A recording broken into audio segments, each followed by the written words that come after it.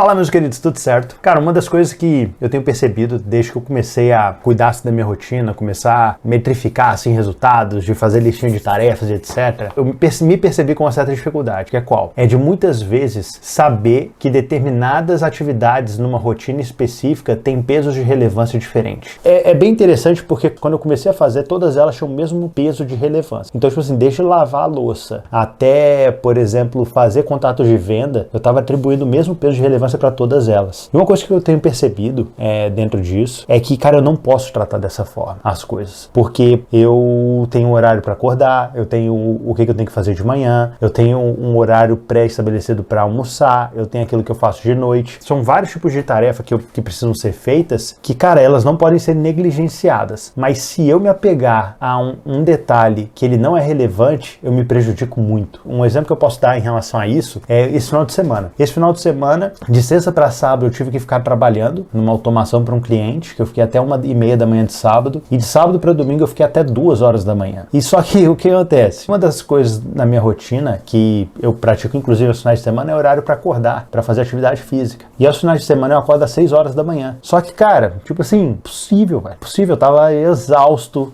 tipo, pra acordar às 6 da manhã. E aí o despertador tocou e eu, caramba, mano, nossa, pra cumprir aquilo ali foi maçante, sabe? E eu percebo que se eu atribuir o mesmo peso de relevância para todas as tarefas, existem tarefas que vão acabar punindo o meu desempenho em tarefas mais relevantes. É porque, óbvio, né? Eu não posso negligenciar tarefas, mas eu preciso ter uma capacidade de julgar a relevância de cada uma das tarefas para que eu consiga priorizá-las quando elas trazem fatores conflitantes. Outro exemplo que eu tive esse ano passado, minha sogra fez aniversário. E nesse dia que a minha sogra fez aniversário, eu tive uma reunião com um cliente de tarde. E essa reunião que para mim ia levar 1 hora, eu fiquei 4 horas no cliente. Eu tinha a meta de visitação e eu não consegui cumprir. Pela primeira vez, desde o dia 19 de maio, a minha meta de fazer 10 visitas no dia. E a minha tendência muitas vezes é de tipo assim, eu não sei como é que você funciona quando você colocou algo como objetivo e você não cumpriu com aquilo que você tinha como objetivo. Muitas vezes, sei lá, o cara vem fazendo assim, performando bem por 1 mês, sei lá, coisa assim, nesse sentido. E aí, por causa de uma falha, a tendência é falar assim, ai, nossa, que droga, agora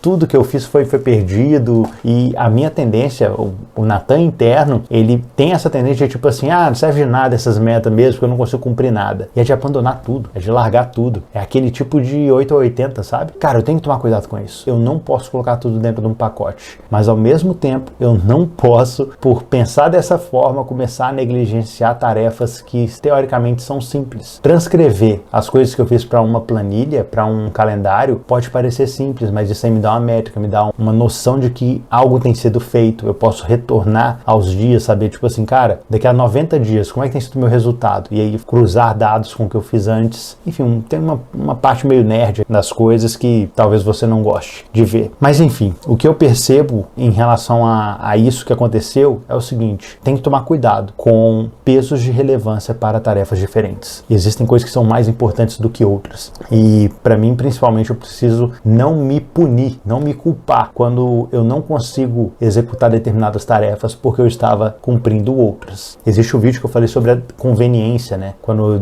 você deixa de fazer por conveniência algo. Mas, cara, quando não é conveniência, quando você de fato estava sendo produtivo com outra tarefa que demandou mais tempo, que fez com que você não cumprisse com outra, cara, se eu me punir em relação a isso, vai ser impossível eu ser bem sucedido dentro daquilo que eu tenho desenhado, porque isso vai acabar acontecendo. Daqui a pouco eu fecho com um cliente grande que as tarefas pendentes que tinha, aquelas tarefas corriqueiras que era de uma pessoa que não tinha resultado, elas vão ter que ser abandonadas, elas vão ter que ser alteradas. Por quê? Porque agora surgiram tarefas de um Natan que já começou a ter resultado. E é normal que exista essa flexibilidade, porque se eu continuar fazendo o resto da minha vida que eu tenho feito agora, certamente eu vou continuar tendo o que eu tô construindo agora. Eu não vou conseguir construir nada além disso do que eu já tenho. Enfim, mas é isso, tá? Queria compartilhar isso aqui com vocês. Eu espero que isso te ajude de alguma forma. É isso, meus queridos. Um grande abraço.